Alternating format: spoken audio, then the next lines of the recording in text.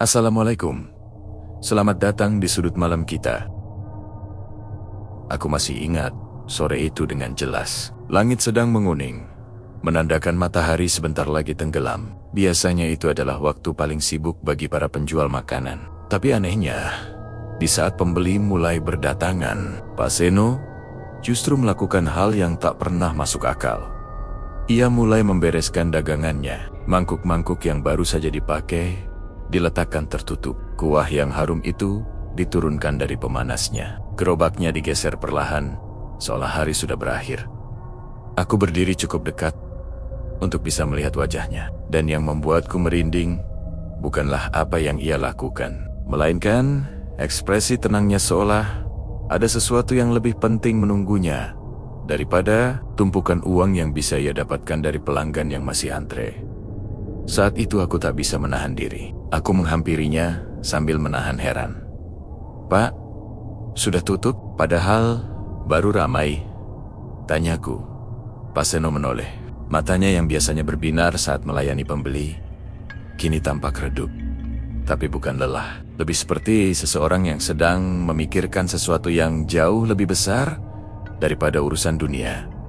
Ia tersenyum kecil. Senyum yang terasa hangat, tapi anehnya juga terasa berat. "Kalau malam Jumat, saya ada janji.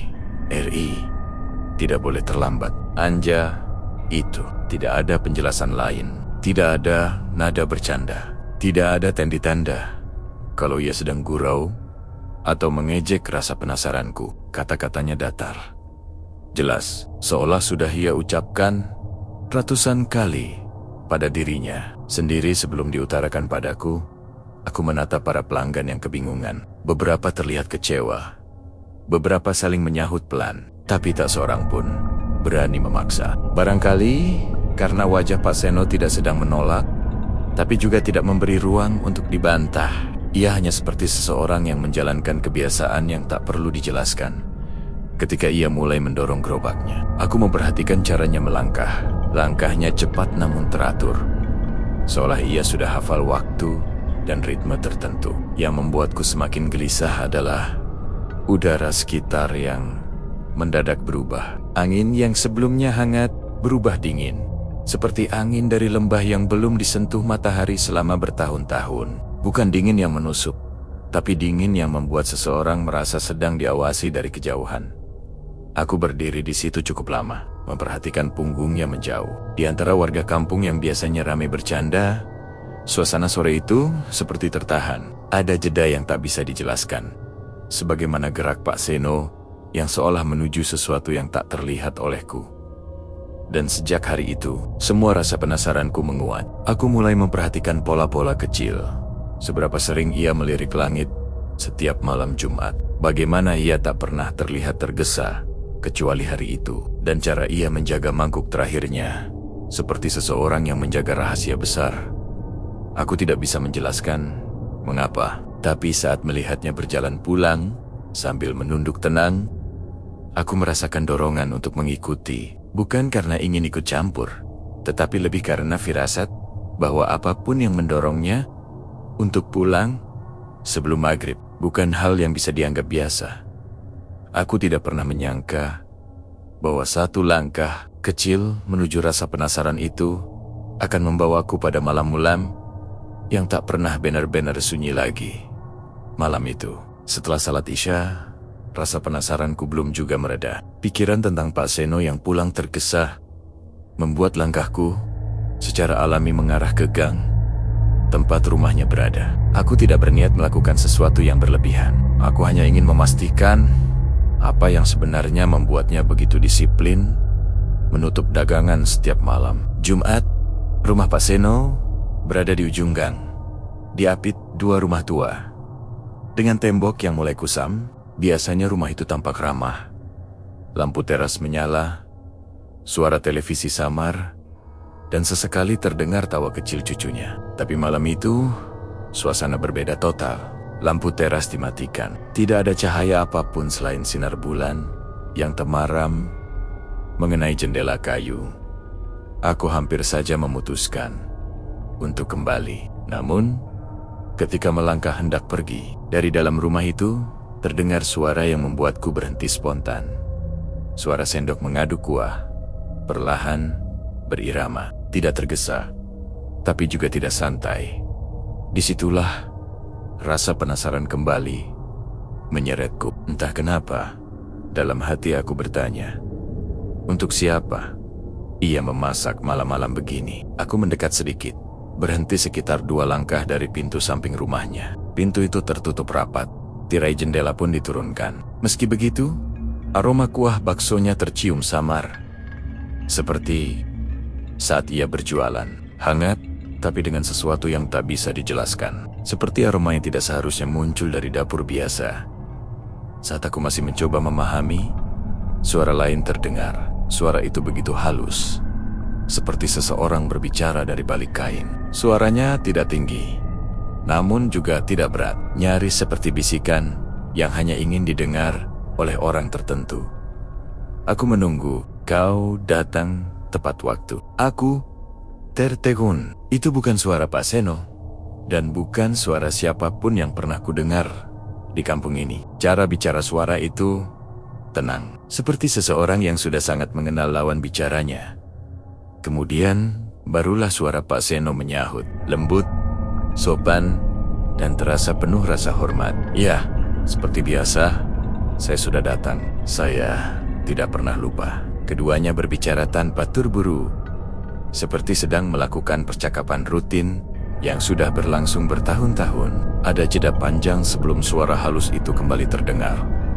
Kau menjaga janji, karena itu daganganmu disukai banyak orang. Itu sudah menjadi bagian dari perjanjian kita. Aku menelan ludah. Perjanjian, kata itu membuatku merinding. Selama ini orang-orang memang selalu bertanya-tanya, kenapa bakso Pak Seno tak pernah sepi pembeli, bahkan saat hujan deras sekalipun. Tapi mendengar bahwa kesuksesan itu terkait sebuah janji dengan sesuatu yang tak terlihat, itu jauh dari dugaan siapapun.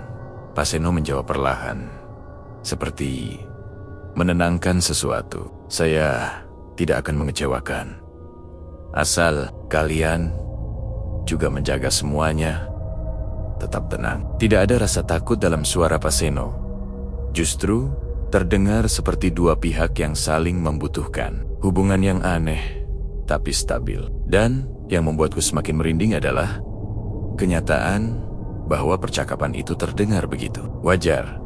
Seolah bukan pertemuan antara manusia dan sesuatu di luar nalar. Aku berdiri diam cukup lama, tak berani menyela, tak berani bergerak. Jantungku tidak berdebar kencang, tapi tubuhku rasanya sangat ringan, seperti ditahan oleh rasa ingin tahu yang tak bisa ditolak. Dan di tengah keheningan itu, aku menyadari satu hal. Perjanjian itu bukan tentang kekuatan, ancaman, atau permintaan yang menakutkan. Justru sebaliknya terdengar seperti pertemanan yang punya aturan tertentu. Namun, meski terdengar tenang, ada sesuatu dalam percakapan itu yang membuatku merasa bahwa batas antara dunia yang kukenal dan sesuatu yang lain semakin tipis, dan aku berdiri tepat di tepinya.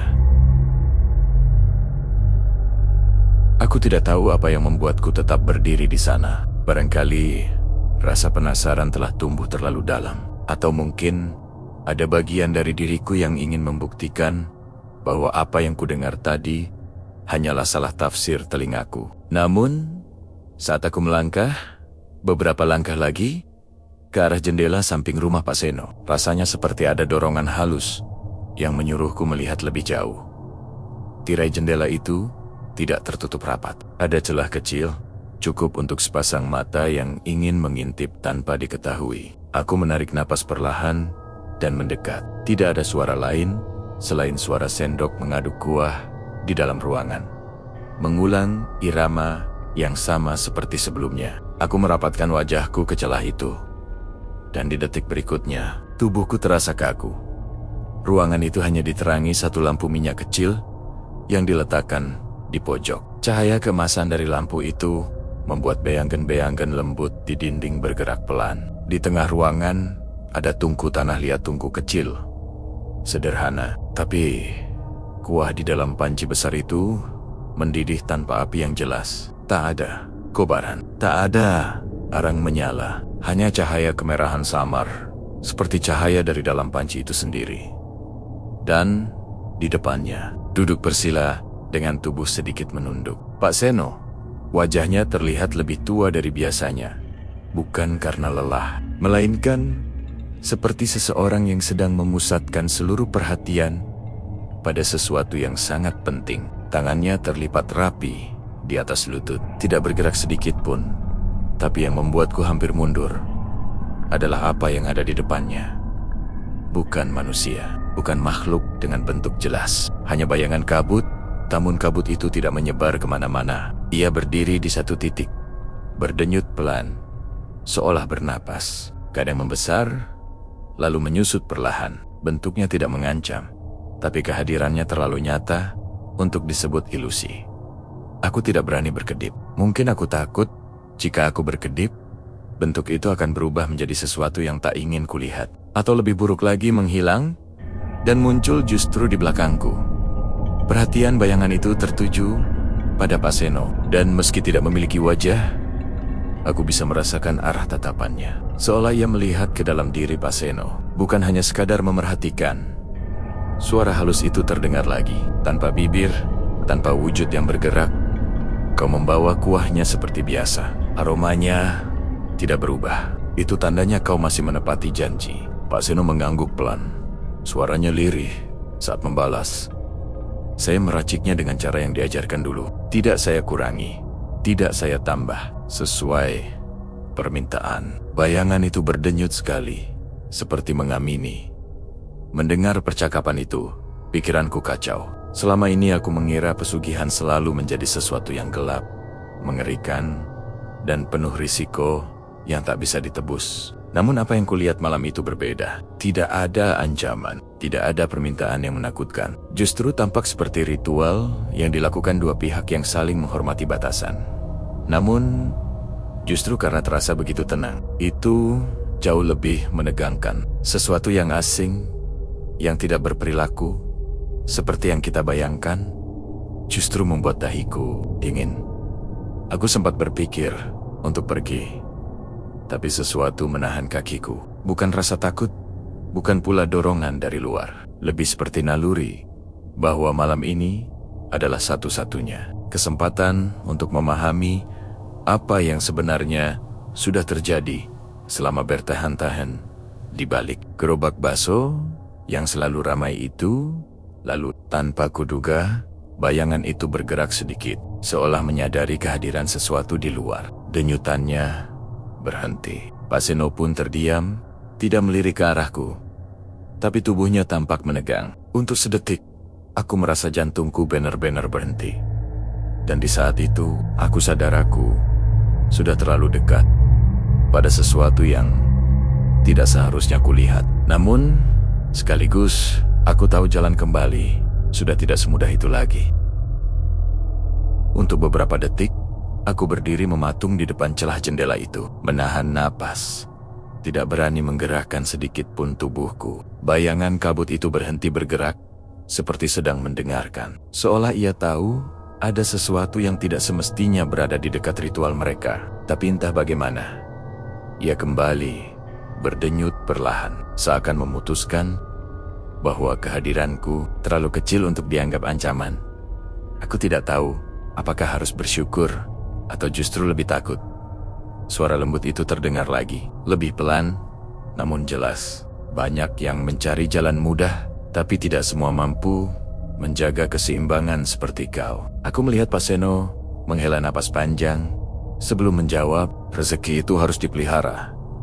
Dan saya sudah berjanji, saya hanya ingin dagangan saya disukai orang. Itu sah. Suara itu tidak langsung menjawab. Kabut itu mengembang sedikit, seperti sedang memikirkan sesuatu. Dalam keheningan itu, aku bisa merasakan suasana ruangan berubah. Bukan menjadi seram, tetapi menjadi dalam. Seperti tempat yang menyimpan sejarah panjang, jauh sebelum aku lahir. Aku tahu, ujar suara halus itu kemudian, dan kau tidak pernah meminta lebih dari yang kami berikan. Itu sebabnya kami membantumu. Aku tidak tahu apa maksud dari kami. Jika ada satu bayangan kabut di sana, apakah berarti ada lebih dari satu yang hadir, namun tidak terlihat? Nafasku mulai terasa berat, hanya memikirkan kemungkinan itu. Pak Seno menatap ke arah panci kuah yang mendidih perlahan. Saya tidak berani meminta lebih. Jawabnya pelan. Saya hanya ingin hidup cukup. Dan saya tahu, setiap pemberian ada gantinya. Ganti yang kau berikan bukan hal besar. Suara itu menimpali. Hanya kehadiran Anja. Ritual. Tidak ada yang dirugikan. Tidak ada yang dipaksa. Aku merinding. Sebuah pesugihan, jika bisa disebut demikian, yang tidak meminta sesuatu yang buruk. Tidak ada korban. Tidak ada ancaman. Hanya komitmen. Namun entah kenapa, justru ketenangan itu membuatku semakin tidak nyaman. Karena sesuatu yang berasal dari dunia lain tidak seharusnya sejinak itu. Dan jika sesuatu tampak jinak, mungkin karena ia hanya menunggu waktu yang tepat untuk menunjukkan sisi lainnya. Aku mulai menggeser tubuhku perlahan, ingin menjauh dari jendela. Namun sebelum aku sempat mundur, Pak Seno berbicara lagi dengan nada yang lebih rendah. Yang penting, kalian tetap menjaga kuah saya. Selama kuah ini harum, orang-orang akan datang. Kabut itu bergetar lembut. Harum adalah tanda kehadiran kami. Kau hanya perlu datang setiap pekan. Jangan sampai lupa. Aku tidak pernah lupa, balas Pak Seno. Hampir seperti seorang murid yang berjanji kepada gurunya. Ada jeda panjang, dan dalam diam itu, aku merasa seolah ruangan tersebut memiliki telinga. Di segala arah, aku merasa seluruh dinding menyerap percakapan itu. Mengabadikannya, aku tahu aku harus pergi. Tapi sebelum aku benar-benar berbalik, suara kabut itu kembali berbicara. Kali ini lebih pelan. Namun entah bagaimana, terasa seperti diarahkan padaku. Tidak semua orang siap mendengar yang tidak ditujukan untuknya. Tubuhku langsung kaku. Aku tidak tahu apakah itu peringatan, teguran, atau hanya kalimat biasa yang kebetulan terdengar tepat saat aku memata-mata. Tapi Pak Seno menoleh sedikit. Hanya sedikit, dan aku tahu dia menyadari sesuatu. Ia berkata dengan suara yang tenang, tetapi jelas mengandung makna yang lebih dalam. Biarkan saja. Selama ia tidak mengganggu, semuanya baik. Selama ia tidak mengganggu. Aku tidak tahu apakah kalimat itu dimaksudkan untuk menenangkan bayangan itu, atau untuk menenangkan diriku sendiri. Aku tidak berani menunggu lebih lama. Perlahan aku melangkah mundur, berusaha agar langkahku tidak menimbulkan suara. Dan saat aku akhirnya berdiri cukup jauh dari jendela itu, barulah aku menyadari betapa dalam napasku terperangkap. Sejak tadi, aku menarik udara sebanyak yang ku bisa, berharap bisa mengembalikan rasa normal di dadaku. Namun tidak ada yang terasa normal malam itu. Bahkan, udara pun tampak berbeda. Aku merasa telah melampaui batas yang tidak seharusnya dilewati manusia biasa. Dan yang lebih menakutkan, batas itu tidak mungkin kututup kembali. Aku berjalan mundur perlahan dari jendela itu, berharap langkahku tidak mengusik apapun yang ada di dalam. Namun lantai kayu di bawahku sudah tua.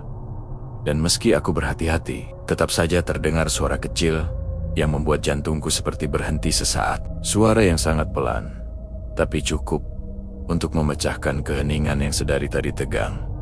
Aku memejamkan mata, berharap kabut itu tidak menyadari. Tapi dari dalam ruangan, percakapan berhenti total. Bayangan yang sebelumnya berdenyut pelan kini membeku. Pak Seno pun tidak bergerak. Diamnya terasa jauh lebih menekan daripada suara apapun. Aku hendak melangkah pergi ketika terdengar suara langkah ringan dari dalam rumah. Bukan langkah kabut itu, aku ragu. Ia bahkan memiliki kaki, tapi langkah manusia. Langkah Pak Seno. Dalam hatiku, aku memohon pada diriku sendiri untuk tetap tenang. Tapi tubuhku menolak. Rasanya seperti ada yang menekan bahuku, membuatku terus berdiri di tempat, membiarkanku menunggu sesuatu yang tak bisa kuhindari. Pintu samping rumah itu terbuka perlahan, dan cahaya lembut dari lampu minyak di dalam ruangan memancar sedikit keluar. Aku berdiri kaku, menatap sosok Pak Seno yang perlahan muncul. Ia tidak tampak marah, tidak tampak terkejut. Ia hanya menatapku dengan mata yang sulit kuterjemahkan campuran antara pengertian, kecemasan, dan sesuatu yang mirip dengan rasa pasrah. Ari, suaranya pelan, tidak menegur, tidak memarahi. Justru terdengar seperti seseorang yang baru saja menemukan sesuatu yang sudah ia duga sejak lama. Aku menelan ludah, mencoba mengumpulkan kata-kata. Saya cuma lewat, Pak. Pak Seno tersenyum tipis, senyum yang tidak mencoba menyembunyikan apapun. Tidak apa, Ri. Kamu memang penasaran. Saya bisa melihat itu dari caramu memperhatikan saya beberapa hari ini. Aku merasa pipiku panas. Iya benar. Aku memang mengikuti dorongan itu terlalu jauh. Tetapi yang membuatku semakin gelisah adalah kenyataan bahwa dia tidak membahas apa yang kulihat. Tidak menyinggung kabut itu. Tidak menanyakan kenapa aku mengintip. Seolah semua itu adalah hal yang tidak perlu ia jelaskan. Aku mengangguk perlahan, mencoba menguatkan diriku. Maaf, Pak. Saya tidak bermaksud mengganggu. Ia melangkah mendekat. Dan ketika ia berada cukup dekat, ia menepuk pundakku pelan. Sentuhannya hangat, kontras dengan udara malam yang terasa menekan. Kamu tidak mengganggu, katanya lembut. Kau hanya melihat sedikit dari dunia yang bukan urusanmu. Tapi, tidak apa. Selama kamu tidak mencampuri, semuanya akan tetap aman. Kata aman itu terasa sangat besar maknanya. Bukan ancaman, tapi lebih seperti pengingat bahwa ada batas yang harus kuingat. Batas yang sudah kulanggar tanpa sengaja.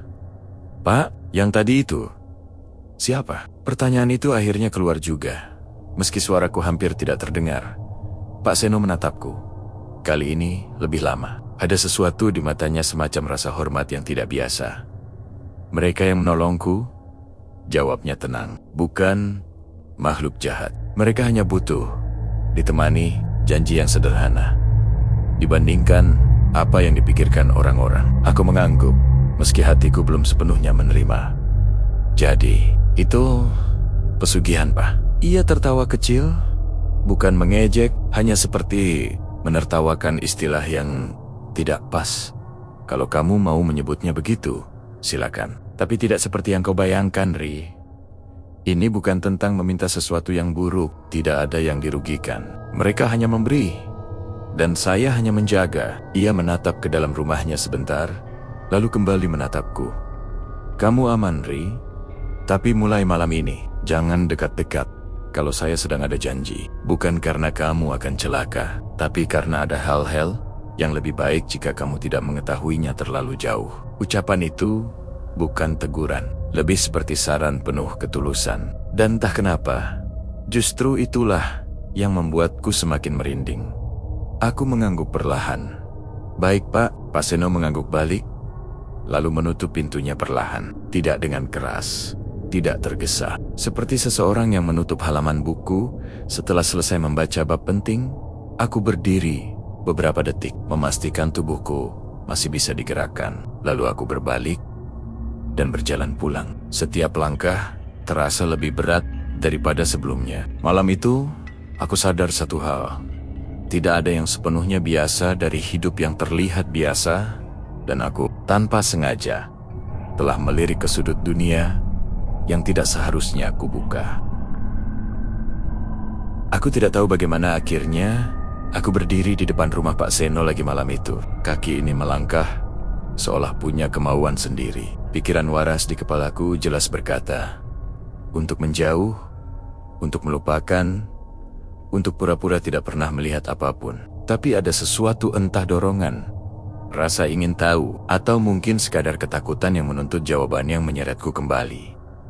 Rumah itu terlihat sama seperti sebelumnya. Penerangan minim, teras yang sepi, dan pintu yang sedikit terbuka, seperti mengundang. Tapi ada satu hal yang berbeda. Aroma bakso yang biasanya menggoda, justru sangat tipis malam ini. Hampir seperti sengaja disembunyikan. Masuk saja, Nak. Suara Pak Seno tiba-tiba muncul dari dalam, membuat jantungku tersentak. Padahal aku yakin belum mengetuk pintu atau membuat suara apapun. Aku menelan ludah sebelum melangkah masuk. Pak Seno duduk di kursi kayu, menatap panci besar yang terletak di meja. Tidak ada api di bawahnya. Namun uap tipis tetap keluar dari permukaan kuah. Seolah panci itu punya hidupnya sendiri. Aku duduk perlahan. "Pak, apa Bapak sudah tahu saya?" "Sudah," katanya lembut. Tidak menunggu kalimatku selesai. "Dari sejak pertama kali kau berdiri di jendela itu." Aku langsung menunduk. Bukan karena malu, tapi karena ada sesuatu dalam tatapan beliau yang membuatku merasa kecil. Beliau tersenyum. Senyum yang anehnya tidak menenangkan. "Jangan khawatir. Tidak ada yang ingin mencelakakanmu. Tidak saya. Tidak mereka." Aku tahu maksud mereka tanpa perlu dijelaskan. Tapi kenapa saja? Kenapa seperti ada yang mengikuti saya sejak malam itu? Pertanyaan itu keluar begitu saja dari mulutku. Sudah beberapa hari aku merasa seperti ada bayangan yang bergerak di sudut mataku. Tidak. Hanya memperhatikan. Pak Seno memandangku lama sebelum menjawab. "Karena kau mendengar sesuatu yang tidak semua manusia punya kesempatan untuk mendengar. Dan ketika seseorang mendengar, mereka akan memperhatikan. Itu sudah aturan dari dulu." Aku menahan napas ketika beliau menambahkan pelan. "Anggap saja itu bentuk salam, ketertarikan. Mereka penasaran. Aku bukan merasa terancam. Justru itu yang membuatku semakin takut. Tidak ada ancaman, adalah ancaman paling halus." Pak Seno lalu berdiri, membuka tutup panci perlahan. Uap naik, namun tidak seperti uap biasa. Ada pola yang bergerak, seperti kabut yang mencoba berbicara, tapi tidak sepenuhnya menjadi suara. Aku menegakkan tubuh. Jantungku bergerak tidak karuan. "Dengar baik-baik," kata Pak Seno. "Aku tidak bisa menutup apa yang sudah kau dengar. Tapi aku bisa memberi batas antara kau dan mereka." "Batas bagaimana, Pak?" "Batas yang menandakan kau bukan bagian dari perjanjian ini. Kau penggamat, bukan pelaku. Selama batas itu ada, mereka tidak akan mencoba mendekat lebih jauh." Aku menelan napas. "Lalu, apa yang harus saya lakukan?" Pak Seno tersenyum kecil. "Tidak banyak, cukup dengarkan." Beliau memanggil sesuatu dari dalam panci, bukan dengan kata-kata, tapi semacam gumaman halus. Kabut dalam panci itu bergerak memutar, lalu seolah menatap ke arahku. Tidak ada bentuk wajah, tapi aku merasa sedang diperhatikan oleh sesuatu yang tahu tepat siapa diriku. "Dia bukan bagianku," ujar Pak Seno kepada kabut itu. Dan tidak akan pernah. Kabut itu bergetar perlahan, bukan marah, tapi seperti memahami. Rasanya seperti seseorang yang mengangguk perlahan di kejauhan. Kemudian, uap itu turun kembali ke permukaan kuah, menghilang seolah tidak pernah ada. Pak Seno menutup panci itu pelan. "Sudah, mulai besok, mereka tidak akan lagi memperhatikanmu." Aku hanya duduk, memproses semuanya. "Pak, apakah Bapak baik-baik saja dengan semua ini?" "Dengan perjanjian itu?" Beliau tersenyum. "Rezeki ada banyak jalan. Ini jalan yang kupilih. Dan selama tidak ada yang dirugikan, aku tidak merasa salah." Ada ketenangan dalam jawabannya yang membuatku tidak bisa berkata apa-apa lagi. Aku bangkit pelan.